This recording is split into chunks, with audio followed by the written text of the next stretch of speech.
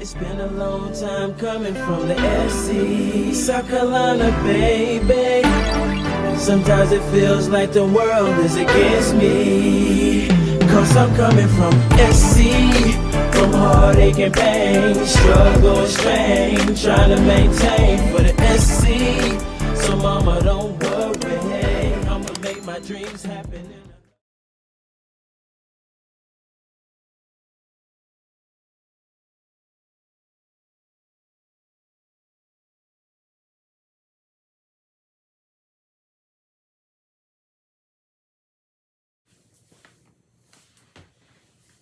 Hi guys, welcome back to the channel. My name is Jeannie from the Nail Genie SC.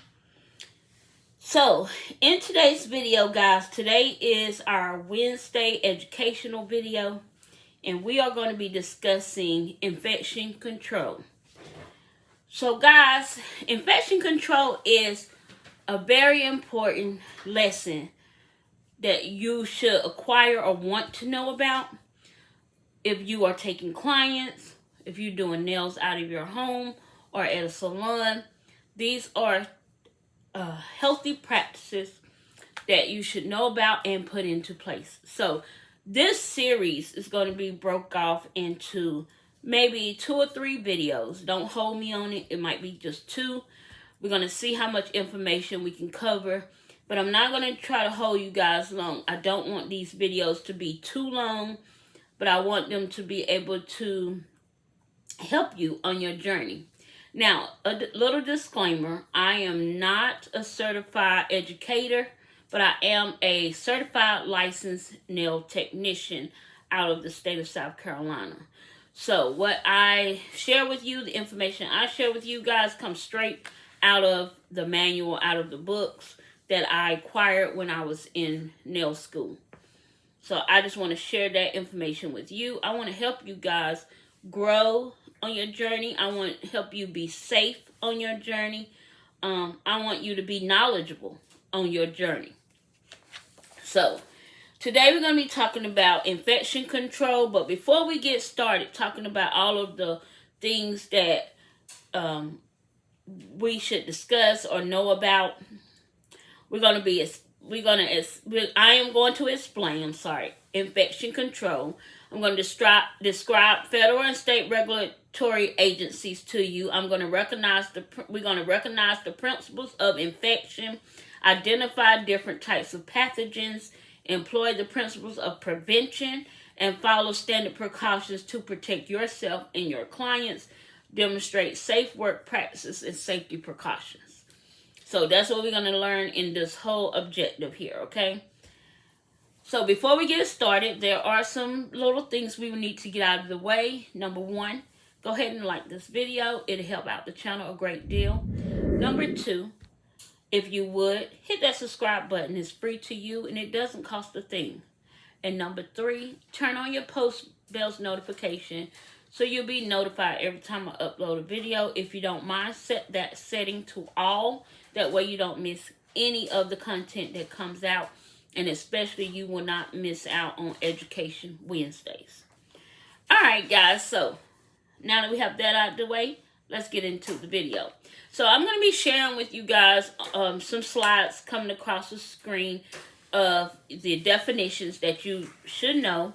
I'm going to be sharing with you this state and federal agencies that you should be mindful of. And also one hyphenated remember that you guys should always keep in mind. So let's start off first talking about infection control. So infection control refers to methods used to eliminate or reduce the transmission of infectious organisms from one individual to another.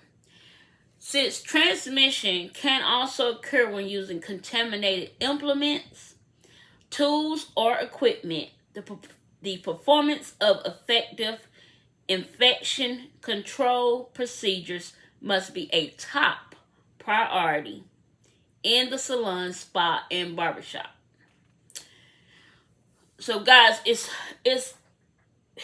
I can't stress enough how important it is to know how to handle these things and get them under control. Which disinfectants to be used in your workstation, in your nail space, on your table, your implements, and any other areas, surfaces that's in your room that hands are on or touching. Safe work practice requires that tools and equipment be used safely, and that you be aware of situations that can cause accidents. It is your responsibility as a beauty professional to use proper and effective infection control methods that help safeguard your health and the health of your clients. You are also responsible for employing safe work practices to help prevent accidents and injuries from occurring in the workspace. So guys, that's if you are a salon owner, or you have other technicians or people working under you, you need to know how to protect them, safeguard them, as well as the clients that's coming in the door. All right, so guys, let's talk about disease. Okay, so we're gonna jump around a little bit because I kind of want to not just be constantly reading off the paper, but also giving you guys some insightful things to keep in mind. So diseases, or disease, which is any abnormal condition of all or part of the body, its systems or its organs that make the body incapable of carrying on normal functions. So, if your actions hurt a client or make them ill, you could lose your license or ruin your salon, spa, or barbershop reputation. Fortunately, preventing the spread of infection, which is the invasion of body tissue by disease-causing pathogens, is possible when you know proper procedures and follow them at all times. Prevention begins and ends with you. Okay? So guys, effective infection control also influences the professional image of your establishment. A client's first impression begins the moment they open the door. So a clean environment should extend beyond each professional's immediate work area. All of the sights, sounds, smells, and textures of the salon, spa, or barbershop meld together to form this first impression, regardless of the number of times a client has previously visited. A clean and orderly business helps build client confidence and trust that continuous care is being taken to provide a safe and sanitary environment in which to receive personal services. Now, I just want to stop right there, and I just want to explain to you guys. So I am a nail tech that works out of her home. And I am so meticulous about the workspace. I'm meticulous about my home as well, but I'm more meticulous about my workspace and the cleanliness of it, and using the proper disinfectants to make sure that surfaces are wiped down, the area is sprayed and cleaned and neutralized, and using air purifiers, and those are called air purifiers. I think those are air purifiers, and I can never think. It's another name. When I look up that to look for, I can't think. But anyway, I make sure I'm changing out the filters. I'm making sure that I'm keeping the room clean, keeping the floors swept, keeping the floors mopped, wiping down all of the surfaces, wiping down my workstation after every client, no matter what's going on. After every client, you should always wipe and clean your workstation. Never let a client, and I've had clients where it's friends and siblings, but still I tell them, hold on 1 second, give me 10 good minutes. I need to clean off my workstation. I need to wipe everything down. I need to get everything set up so I can make sure I maintain the safety and health of you as a client. Yeah, sisters say, oh, we share everything. But in the salon, we don't see that. We don't see in a setting, a business setting, we don't see you as sisters. We see you as clients. So you your own client, and your sister is her own client. Your mama is her own client. The daughter is her own client. So you want to make sure after each client, you provide the proper cleanliness for the service. Okay? So what I'm going to show you now right here, right quick, is what we are going to be getting into, and that's using the disinfectant sprays and what on the label you should be looking for. Okay, that's just the parts that you use. Like I spray this on my chairs. After I wipe all the chairs down, I spray this around my chairs, my workstation, around the room, and everything like that. I like because it says it kills cold, flu viruses, kills the virus that cause COVID-19. Soon as I got my license, guys, during the pandemic. And that has been one of the things that is definitely you want to see on the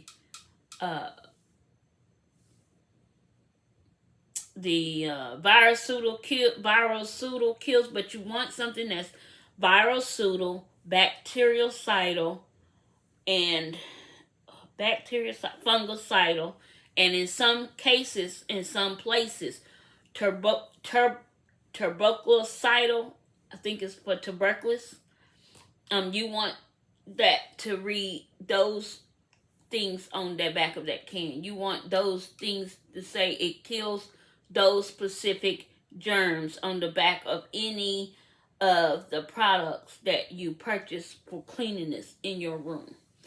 If it's like I have this one here that it's just an all-purpose cleanser, and it does not have those things on the back. So I don't use this here as a cleaner. I like to use this just like to clean out my little bowls or stuff like that, but not things that my clients use. Stuff that like I use to like put gel in, or put, grab up the things that I need for that appointment, or just for wiping down my camera equipment and things like that. Things that my clients are not going to touch. Okay. So, just so you know. All right, so let's get back. So, there's a thing called transmission. Transmission is the process. Wait a minute, before we get there, let's talk about modes of transmission. All pathogens are different in terms of where they reside and how they affect humans. Bacteria, viruses, and fungi have different ways of moving from one person to another, or from an object to a person. Transmission is the process by which pathogens move between individuals and objects. This is how we get sick. So,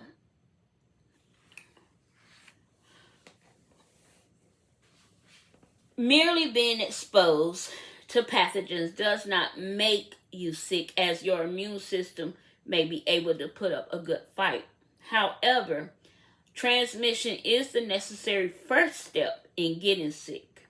And if you prevent transmission, you prevent illness. So guys, I know you all know about the coughing and the sneezing and all of that stuff, right? And when you're working in a closed space, I know that when I started, like I said, I started in COVID. During the COVID, it was we was on the back end of it because we couldn't go to school or get any license during it. No, everything was shut down. But when everything started to go back up, that's when I went to school to get my license. And we had to wear masks. We still had to be covered in masks. And even when I gained the license and did all of that, in my own workspace, I required my clients to wear the mask, especially if they had any symptoms. I don't care if it was just allergies. Please wear the mask, because for one, it safeguards me as the tech. Two, it safeguards them as the client.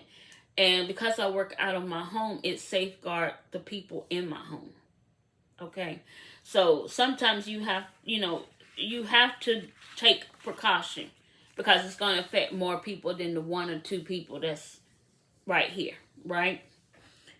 So direct transmission. Direct transmission is what we most commonly think of in terms of getting sick, as it involves the transmission of pathogens through touching, kissing, coughing, sneezing, and talking.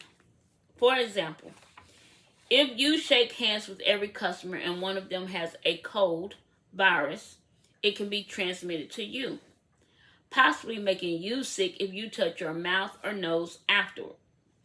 If you fail to wash your hands after each handshake, then you risk infecting all of your clients as well as yourself. Parasitic infections and warts are other examples of diseases spread by direct transmission. Fortunately, diseases spread by direct contact cannot live for a long period of time away from a host. So guys, that's one of the reasons why they talk or stress so much so in school about washing your hands, having your clients wash their hands. That should be something that they doing, the first thing they do when they walk in the place of business or walk into the area that they're going to be getting service in. They should be washing their hands very well, because the hands carry lots of germs. We touch doorknobs, we touch our car handles, we touch gas pumps, we touch everything. These hands be doing a whole lot of touching. So we need to make sure we safeguard ourselves and washing our hands. And as a nail technician, because we interact with our clients, we do so much, we definitely must wash our hands all the time. Wash. And I remember when COVID came out, they talked about having, and I still do have hand sanitizer here in my room, alcohol spray and stuff like that, because some of those things are the things we were using as well. And we still, if you ever go to nail school or you ever went to nail school, you know that the hand sanitizer is what we needed for our practical. And guys, I'm not going to get into that more, because I'm going to give you guys a separate video of the process I went through by being in school. State board, taking my theory, and what I had to do to take the practical. I just need to find that information, and I'm going to do a video on that so I can share with you guys. For those of you that might be on the journey, just came off the journey, or thinking about taking the journey, right? We all have different experiences. We all experienced it a different way. But I would like to share with you guys my experience, okay? All right, so we have to be careful and mindful. So hand washing is so important. So important, guys. So important. Please, if you don't take anything away from today's video, take away hand washing is so important. Okay, indirect transmission occurs through contact with an intermediate contaminated object, such as a razor, extractor, nipper, or an environmental surface upon which the pathogen resides. Doorknobs, phones, food preparation surfaces, or your implements at work are all possible vectors of indirect transmission. Okay? In situations like these, someone has contaminated a surface. The pathogen will attempt to infect anyone who touches that surface, making them their new host. Illnesses transmitted by this method include salmonella, ringworm, and MRSA. Okay? So guys, we want to be mindful of that as well. So when, like, if I was working in a shop, I would definitely want to be making sure that, the things that I use is always stored and locked away after proper clean, because of course when you working in groups or working in a group setting, everybody is touching the same thing, right? But as a nail tech, we have and as barbers and any other person in the cosmetology industry, you do have the right to have your things in something and locked up, stored away where nobody else can use it. But when you working in a shop or working in working alongside of a co-worker or another like-minded person, and they say, "Hey, my clippers broke. Can I use yours?" Of course, you don't want to stop them from making their money. Or, "Hey, I'm out of files. You got some files?" Even though you're not gonna take them files back, but what I'm trying to say is like nippers. Oh, you got extra pair of nippers, and you may have a good amount of extra nippers somewhere, and they like, "Oh yeah, I'll get you back. I don't need that back. That's gonna be for you." But say I needed it back and I got it back. That's why we're gonna talk about. Sorry guys, we're gonna talk about in the next few videos. We're going to talk about how you clean and sanitize and disinfect your implements, and how often this should be done after each, how often it should be done, how much disinfectant to the water. We're going to talk about all of that, okay? All right, guys. I don't want to make this video no longer than 30 minutes, so let's move on. All right, so we talked about that. Now let's talk about infectious disease.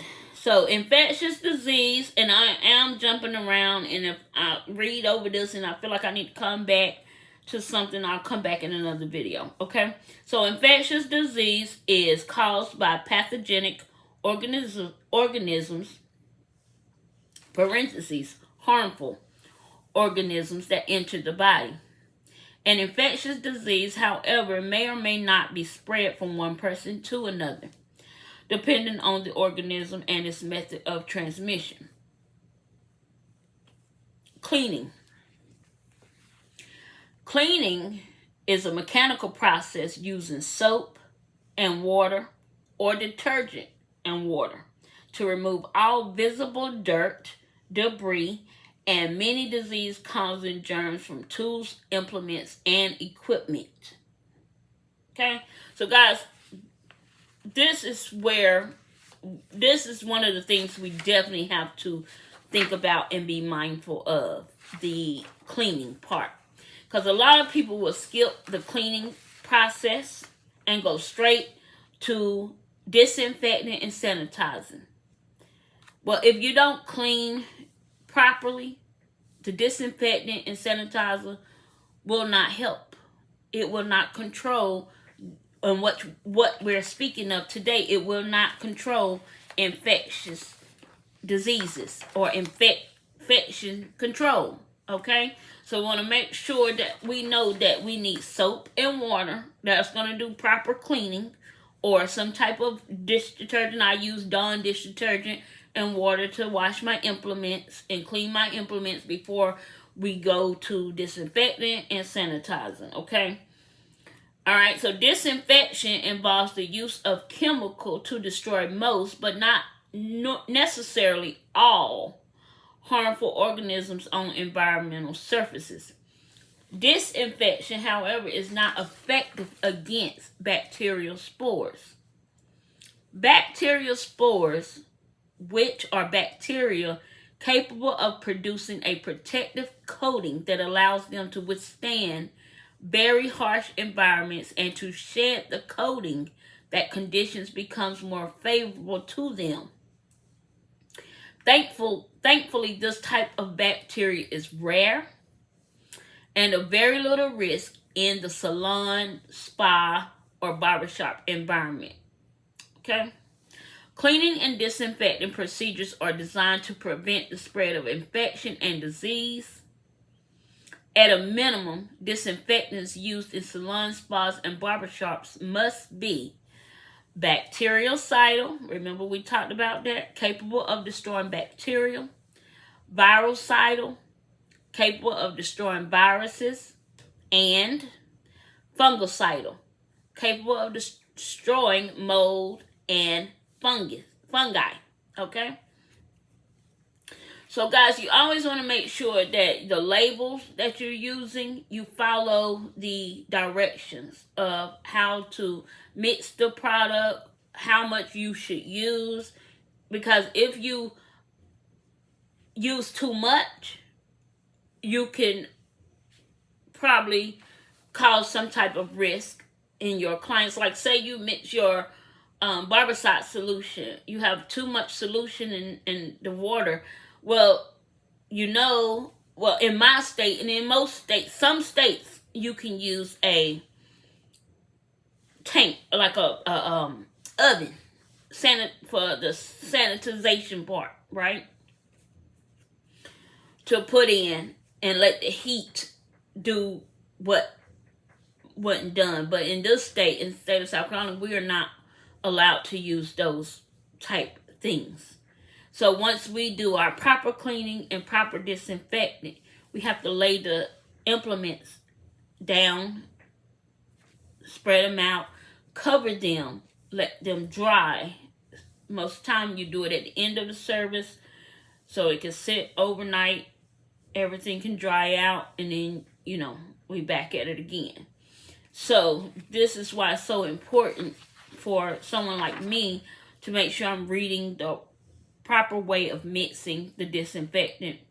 I'm using the product the way it say to use it, because if not, I can cause risk to my clients. Okay. Be sure to mix and use those disinfectants according to the instruction on the label, so they are safe and effective. So that's what we was talking about. Remember, in some states, disinfectants may still need to be effective against tuberculosis.